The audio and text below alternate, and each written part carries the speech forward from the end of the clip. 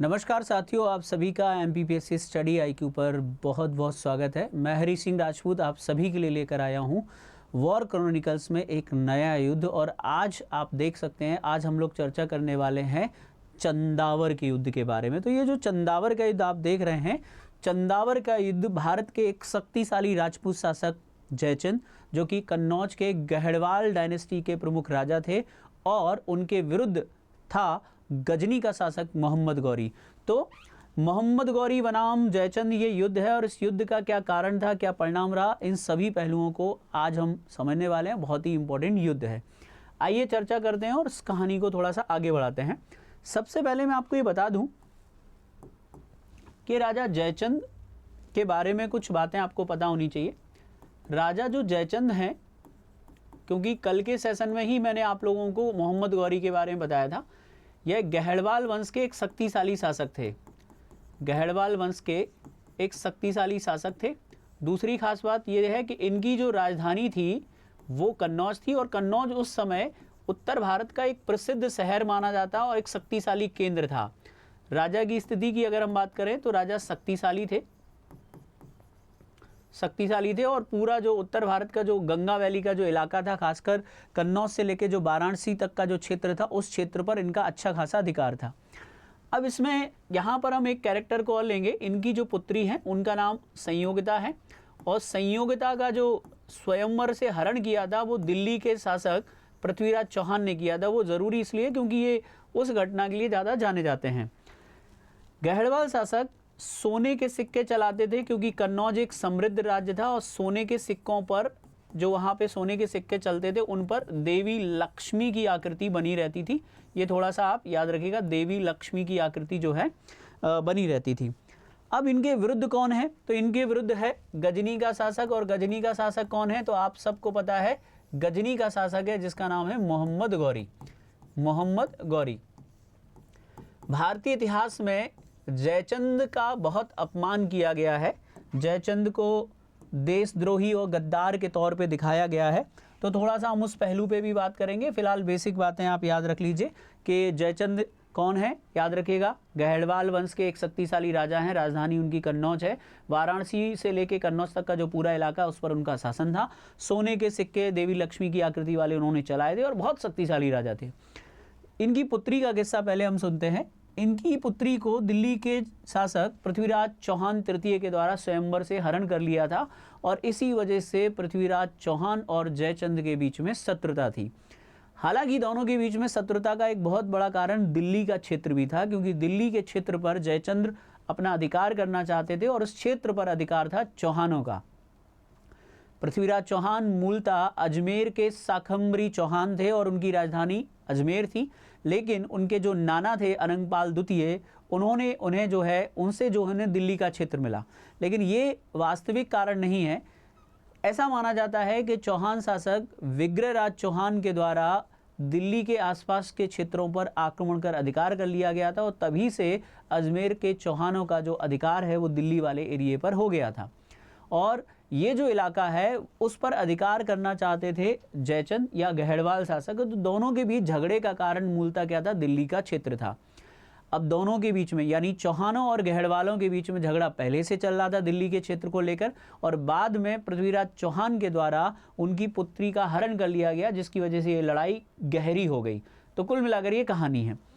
अब होता क्या है कि जब गौरी ने तराइन वन में, तराइन प्रथम और तराइन के दूसरे युद्ध में जब भारत पर हमला किया, और उनकी जो लड़ाई है पृथ्वीराज चौहान से होती है, तो आपको पता है कि तराइन वन और तराइन का जो द्वितीय युद्ध है, तराइन वन कब लड़ा गया था, कल ही मैंने आप लोगों को बताया। तराइन का प्रथम युद्ध 1191 में, और दूसरा युद्ध लड़ा गया था 1192 में। ये दोनों युद्ध किसके विरुद्ध लड़े गए थे, ये दोनों युद्ध लड़े गए थे दिल्ली के जो शासक हैं पृथ्वीराज चौहान। तो दिल्ली के जो शासक थे पृथ्वीराज चौहान, पृथ्वीराज और इनके बीच में भयंकर शत्रुता थी। इनके बीच में शत्रुता का कारण क्या है कि भरे दरबार से इनकी पुत्री का इन्होंने हरण कर लिया था। ठीक है, ये स्टोरी है। इसीलिए कुल मिलाकर इन दोनों युद्धों में पृथ्वीराज चौहान को मोहम्मद गौरी से लड़ना पड़ा, और तराइन के दूसरे युद्ध में पृथ्वीराज चौहान की क्या हो जाती है, मृत्यु हो जाती है। वो वीर गति को प्राप्त होते हैं। अब यहाँ पर एक बहुत बड़ा एक मतलब एक गलत अवधारणा है, मैं थोड़ा सा उसको बताना चाहता हूँ, लेकिन उसके पीछे एक तर्क जो सही है वो भी बताना चाहता हूँ। बहुत सारे लोग ये बोलते हैं कि तराइन के दूसरे युद्ध में मोहम्मद गौरी को भारत पर आक्रमण का निमंत्रण जयचंद ने दिया था। ये अवधारणा गलत प्रतीत होती है। हालांकि जयचंद और दिल्ली के शासक पृथ्वीराज चौहान के बीच में भयंकर शत्रुता है। क्यों? शत्रुता दिल्ली को लेकर भी थी और पृथ्वीराज चौहान ने उनकी पुत्री का भी हरण कर लिया था, लेकिन वो एक राजपूत राजा थे, वो ऐसा नहीं किए। लेकिन फिर भी ये कहानियां कहाँ से हुई? कहीं ना कहीं तो कुछ चिंगारी जली होगी, तभी ये धुआं उठा है। तो कहा जाता है कि जो कन्नौज के राजा जयचंद थे, उनकी एक पत्नी थी और उस पत्नी के द्वारा ये षड्यंत्र रचा गया था और उन्होंने जयचंद की जो पत्नी है, उन्होंने मोहम्मद गौरी को लेटर भेजकर भारत पर आक्रमण करने की जो है ये उस समय षड्यंत्र रचा था और इस वजह से राजा जयचंद जो हैं बदनाम होते हैं। अब हम अपने मेन मुद्दे पर आते हैं। तो पृथ्वीराज चौहान के साथ युद्ध लड़ने के बाद जो दिल्ली का एरिया है वो मोहम्मद गौरी ने जीत लिया, लास्ट सेशन में आपको बताया था। और अब मोहम्मद गौरी का जो अगला टारगेट है, याद रखिएगा, वो क्या है? मोहम्मद गौरी अब कन्नौज पर आक्रमण करना चाहता है। मोहम्मद गौरी अब कन्नौज पर आक्रमण करना चाहता है। ठीक है, तो मोहम्मद गौरी अब कन्नौज पर आक्रमण करना चाहता है और कन्नौज के जो शासक हैं हमारे, वो कौन है? कन्नौज के जो शासक हैं, जो एक शक्तिशाली शासक हैं, राजा जयचंद। जयचंद एक शक्तिशाली शासक थे जिनके पास एक बड़ी सेना, हाथियों की सेना भी उनके पास थी। गहड़वाल वंश के शक्तिशाली शासक हैं। दोनों के बीच में इटावा के पास एक जगह है, इटावा के पास एक जगह है, वहाँ पर जो है एक युद्ध लड़ा गया जिसे कहा जाता है चंदावर का युद्ध। क्या कहा जाता है? चंदावर का युद्ध कहा जाता है। चंदावर का युद्ध लड़ा गया था 1194 में, 1194 ईस्वी में लड़ा गया था। ये जगह इटावा के पास यमुना नदी के किनारे ये जगह है। कुछ किताबों में या आगरा के नज़दीक लिखा है, कुछ में जो है याद रखेगा इटावा के नज़दीक लिखा है चंदावर। अब इसमें हम थोड़ा सा और चर्चा करेंगे कि जयचंद और गौरी के बीच में युद्ध का कारण क्या था। ध्यान से सुनिएगा। एक तो कारण ये है कि पृथ्वीराज चौहान, जो ज़्यादातर जो अवधारणा चलती है कि पृथ्वीराज चौहान उनकी बेटी को हरा लाए थे और इसीलिए उन्होंने भारत पर आक्रमण करने की जो है उन्हें निमंत्रण दिया। लेकिन बाद में जब मोहम्मद गौरी हिंदुस्तान में रहने का डिसीजन करता है तो उसकी वजह से क्या होता है, जयचंद उसको मान्यता नहीं देते। तो ये एक कॉन्सेप्ट चलता है जो कि गलत है टोटल। तो अभी आपको क्या याद रखना है कि राजा जयचंद जो कन्नौज के शासक हैं, मोहम्मद गौरी जो गजनी का शासक है जिसने दिल्ली का एरिया जीत लिया है और अब उसका जो इरादा है वो कन्नौज जैसे समृद्ध राज्य को जीतने का है। इसीलिए दोनों के बीच में ये युद्ध लड़ा जाता है और इस युद्ध का परिणाम ये रहा कि राजा जयचंद वीर गति को प्राप्त होते हैं। राजा जयचंद क्या होते हैं? वीर गति को प्राप्त होते हैं। और वीर गति याद रखिएगा, युद्ध स्थल में ही राजा जयचंद की मृत्यु हो गई। लेकिन क्या राजा जयचंद इतने कमज़ोर थे कि अचानक से ऐसा हो गया? नहीं। तो इसके लिए आप ज़रा ध्यान से सुने स्टोरी ये है कि राजा जयचंद अपनी हाथियों की एक सेना लेकर और घुड़सवार एक बड़ी सेना लेकर कन्नौज के जो राजा हैं वो अपनी पूरी सेना लेकर पूरी शक्ति के साथ मोहम्मद गौरी के साथ युद्ध करते हैं। मोहम्मद गौरी का साथ इसमें दिया था कुतुबुद्दीन ऐबक ने, जिसके पास एक बड़ी सेना थी। तो कुतुबुद्दीन ऐबक सहयोग कर रहा था मोहम्मद गौरी का। दोनों के बीच लड़ाई हुई। इस लड़ाई में राजा जयचंद बड़ी वीरता से लड़ रहे थे, उनकी सेना में बड़ा मनोबल था और उन्होंने जो है दुश्मन सेना को एक तरीके से खदेड़ ही दिया था। लेकिन दुर्भाग्य से एक तीर जो है राजा जयचंद की आंख में लग जाता है और जैसे ही राजा जयचंद की आंख में जो हाथी पर बैठे थे वो तीर लग जाता है, राजा जयचंद जो हैं वो घायल हो जाते हैं और गिर पड़ते हैं। और उसी समय उनकी जो सेना है उन्होंने देखा कि राजा जयचंद हाथी पर नहीं और उनकी क्या हो जाती है, उनकी वीर गति को वो प्राप्त हो जाते हैं, यानी लड़ते लड़ते जो हैं वीर गति को वो प्राप्त हो जाते हैं। तो राजा जयचंद की यहाँ हार हो जाती है और इस प्रकार मोहम्मद गौरी ने कन्नौज के समृद्ध राज्य पर अधिकार कर लिया, प्लस वाराणसी का जो क्षेत्र था उस पर अधिकार कर लिया।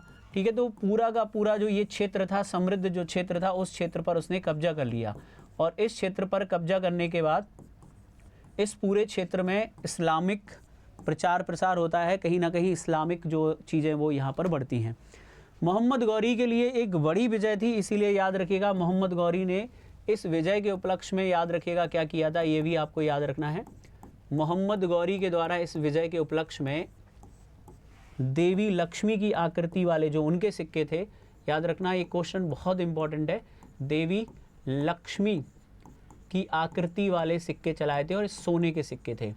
दिल्ली की देवी लक्ष्मी की आकृति वाले सिक्के चलवाए, और ये सिक्के जब चलवाए तो इन सिक्कों पर याद रखिएगा, एक तरफ देवी लक्ष्मी की आकृति लिखी थी, बनी थी, और एक तरफ लिखा था मोहम्मद बिन साम।